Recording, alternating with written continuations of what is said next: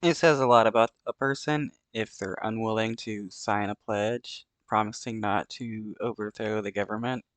Here in Illinois, Trump refused to sign a pledge that he wouldn't want to overthrow the government. New today, Donald Trump is making headlines for opting not to sign an Illinois loyalty oath in which presidential candidates swear they won't try to overthrow the government. The pledge is not required, but it is a tradition that dates back to the 1950s. The Washington Post says both President Biden and Ron DeSantis have already signed it. Joining me now is Kurt Bardella, LA Times contributor. I mean, even if it's not mandatory, I mean, somebody should be looked at with suspicion for being unwilling to promise not to overthrow the government. Democratic strategist and former House Oversight Committee spokesperson for Republicans, Republican strategist Susan Del Percio, and former Florida Congressman David Jolly. Both of them are MSNBC political analysts. Good to see all three of you. Kurt, I'm going to start with you because I'm curious how significant you think Trump's decision is not to sign this oath.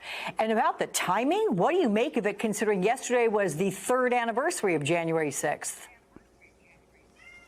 I think it's completely on brand for Donald Trump. I mean, this is someone who just yesterday referred to those who are being prosecuted and incarcerated for their role in participating in January 6th. He refers to them as hostages. He refers to them as political prisoners. He called on President Biden to let them out. Yeah, they're definitely not hostages. They're people that committed crimes, admitted to their crimes. Many even blame Trump. Out of jail. So is it any shock that the person who was the architect and certainly the call to arms for January 6th refuses to sign a piece of paper now that would prevent a future January 6th from happening again? Of course it's not. That's exactly who Donald Trump is. It's like that old adage goes. When someone shows you who they are, it's best to believe them the first time. Over and over and over again, Donald Trump has shown us who he is, and he is just living up to that now. You know, here we are 3 years later, and Donald Trump is still pushing false election fraud claims. It's reportedly creating something of a division within his camp. According to the Washington Post, last week.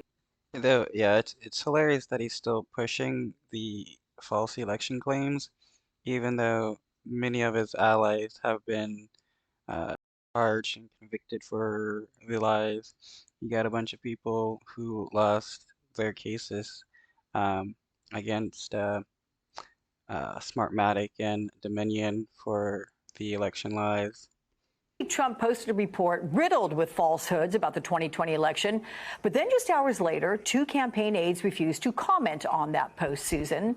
You've worked on campaigns. What does this tell you about how things are going in Trump world? Well, things in Trump world are very consistent. Their aides fret whenever he speaks, and Donald Trump doesn't care, and he'll just keep saying whatever he wants to.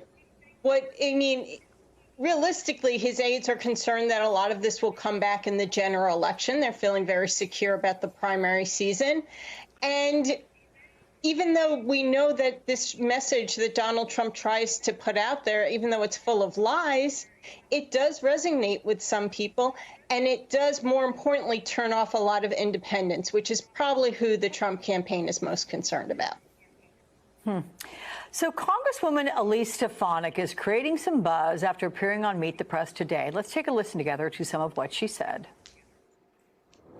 I have concerns about the treatment of January 6 hostages. I believe that we're seeing the weaponization of the federal government against not just President Trump, but we're seeing it against conservatives. The real threat. We're seeing the weaponization against conservatives, and that's hilarious.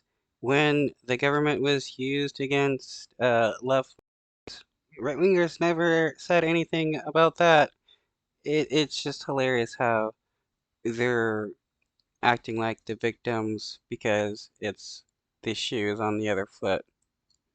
To our democracy is these baseless witch hunt investigations and lawsuits against President Trump. Well, I, of course, would be honored to serve in any capacity in a Trump administration. I'm proud to be the first member of Congress to endorse his reelection. I'm proud to be a strong supporter of President Trump, and he's going to win this November.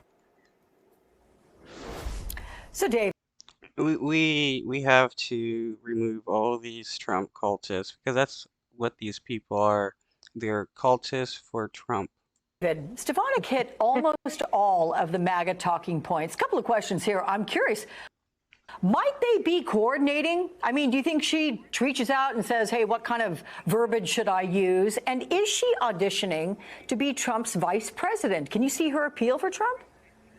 There is no one in America running harder for Trump's vice presidential slot than Elise Stefanik. That is it. And you recognize even how she increased the pace.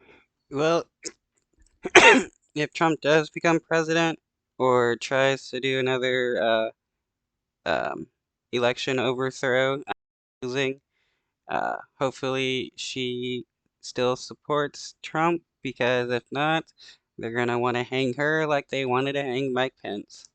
Of her words when she was asked to prove her loyalty to Donald Trump. You saw that. I mean, look, there are far more disappointing and far less humiliating cases in politics today than Elise Stefanik. You have to think of Lindsey Graham as one. The Harvard alum came to Congress really in the image of Mitt Romney and Paul Ryan, if you will, actually a Paul Ryan acolyte of some sort, and then quickly evolved into a MAGA Trump Republican. What it does reflect, though, is the dangerous rhetoric of very top Republicans across the country to already affirm that they may question and not accept the legitimacy of the election. I think we should prepare as a country that if Donald Trump does indeed lose to Joe Biden.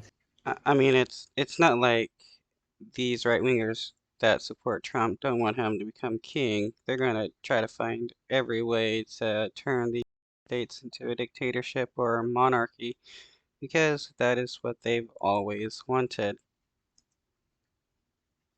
The presidential nominee himself, Donald Trump, will not accept a defeat.